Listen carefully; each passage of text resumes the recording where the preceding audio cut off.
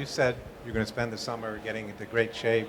Are you where you want to be in that department? Uh, no, not really. You can't really say uh, I'm where I want to be as far as conditioning wise because I haven't played 5-on-5 in like 3 weeks. So you never know. There's a difference between being in the best shape that you can be practice wise, and then there's game shape. So we'll see when that happens. But as far as me being, um, where I want to be, I'm not there yet, but I'm closer than you will imagine. Are you closer than you've ever been? Yeah. This is probably the best I ever felt emotionally, physically, um, going into the season. And how much weight did you shed? Uh, I can't really tell you all those good things. You might not get a story from me from that one, but it was a good amount. Well, what did you do to work out and get yourself What into didn't I shape? do? I was down there in Houston with Coach John Lucas, and I went from boxing to swimming to on the court basketball to on the track.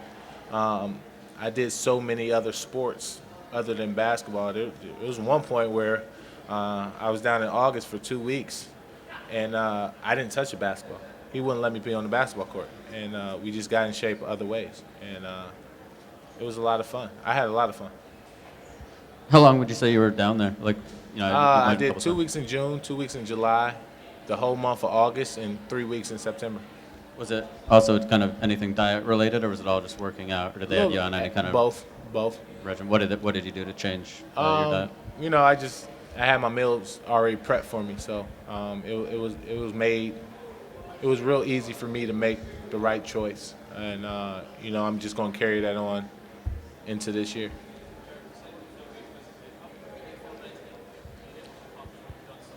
Oh man, I feel great. I feel great. But like I said, I can't get comfortable. I can't get comfortable, and I just got to keep going and do what's best for the team. And if that's my job to be the biggest cheerleader on the bench or to play X amount of minutes, my biggest thing is whatever helps us win, do it to my best abilities.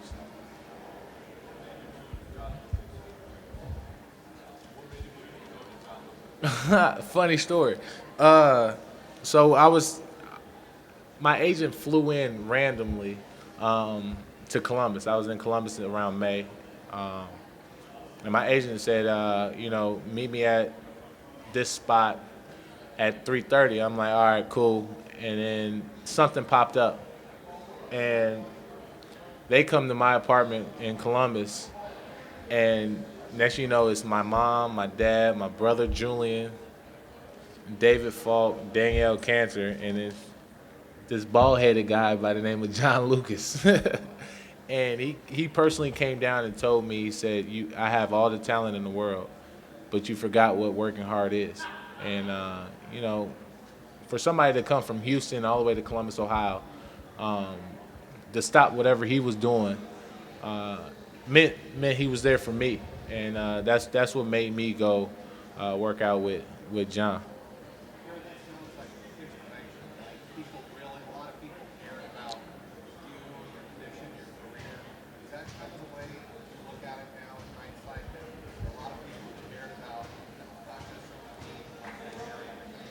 Yeah, most definitely.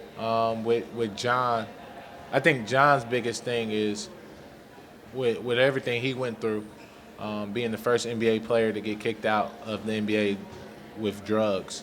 Um, I think John's biggest focus was um, to not let me make a mistake.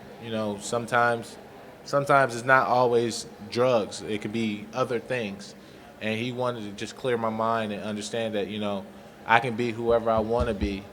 I just got to make the right choices, and being down there with John really helped me out. Jared, what are the expectations you have for yourself this season? Expectations. I knew this was coming. Uh, I really don't have none. I never set personal goals for myself. Everything is with between the team. Everything is team oriented. So my biggest thing is just win as many basketball games as we can and build on for what we had last year, and understand that we can be whoever we want to be, as long as we put our mind to it, and as long as we understand that we can't be selfish. Do you think you raised those expectations in the minds of the Celtics fans by saying, I'm going to come back and make pretty much a beast? I don't know about coming back a beast, but I think with the signings we brought Jonas back, we got Jay back. We traded for David Lee. Our draft picks in RJ and Terry and Jordan. We added so much firepower to the team, to the point where every day in practice is damn near playing against another NBA team, as it should be. And so now the competition level only increases, and as our competition level increases, our timing and our sharpness of offense and defense should increase, because we're playing against a lot of top guys every day if you're on a green or white team.